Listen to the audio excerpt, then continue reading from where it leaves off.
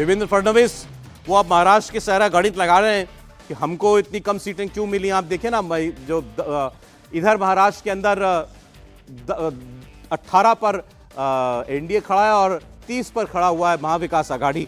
इतना फर्क है दोनों के अंदर। तो महाराष्ट्र के अंदर हार तो बड़ी है भारतीय जनता पार्टी की। 42 सांसद हुआ करते थे 2019 में, घट करके 18 पर आ गई जो टैली है। तो लेकिन उसी के बाद ये खबर आई कि देवेंद्र फडणवीस इस्तीफा दे सकते हैं। उनका वो बयान एग्जैक्टली हम आपको सुनवाने की कोशिश कर रहे हैं अभी कि देवेंद्र फडणवीस ने कैसे कहा कि वो जिम्मेदारी लेते हैं इस परफॉर्मेंस की।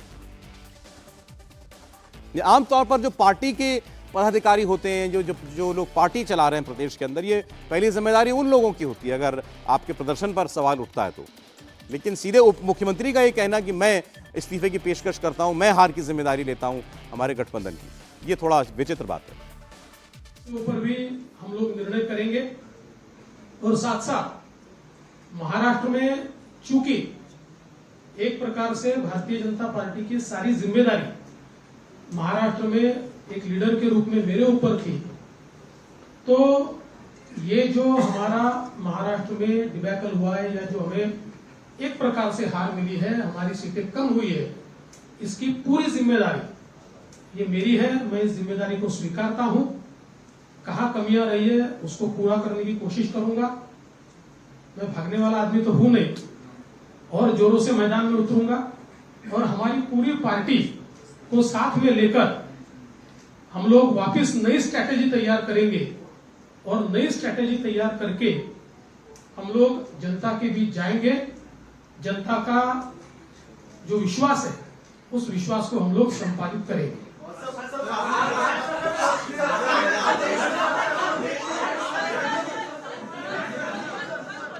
देवेंद्र फडणवीस कह रहे हैं मुझे महाराष्ट्र सरकार से मुक्त किया जाए, मैं जनता के बीच जाऊंगा, दोबारा काम करूंगा, अपनी कमियों को, हमारी जो कमियां रही हैं संगठन की, उनको मैं दूर करना चाहता हूं।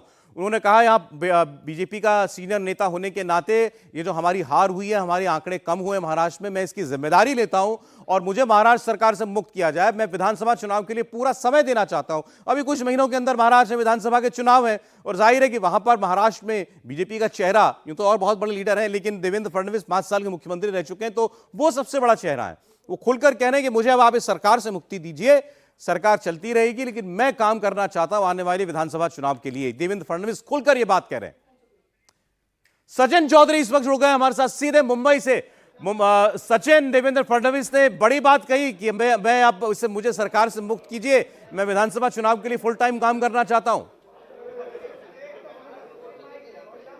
जी बिल्कुल, अभी यहाँ पर इसी बीजेपी दफ्तर में उनकी प्रेस कॉन्फ्रेंस हुई और देवेंद्र फडणवीस ने आज खुलकर बात की। उन्होंने कहा कि जिस तरह से महाराष्ट्र में बीजेपी को खासतौर पर सेटबैक मिला है, 27 में से महज 9 सीटों पर बीजेपी जीत पाई है, तो उन्होंने कहा कि सबसे पहले मैं महाराष्ट्र का यहाँ पर नेतृत्व कर रहा हूँ, मेरे नेतृत्व में महाराष्ट्र में ये चुनाव लड़ा गया था, इसके लिए हार की पूरी जिम्मेदारी मैं लेता हूँ। उन्होंने हार स्वीकार की।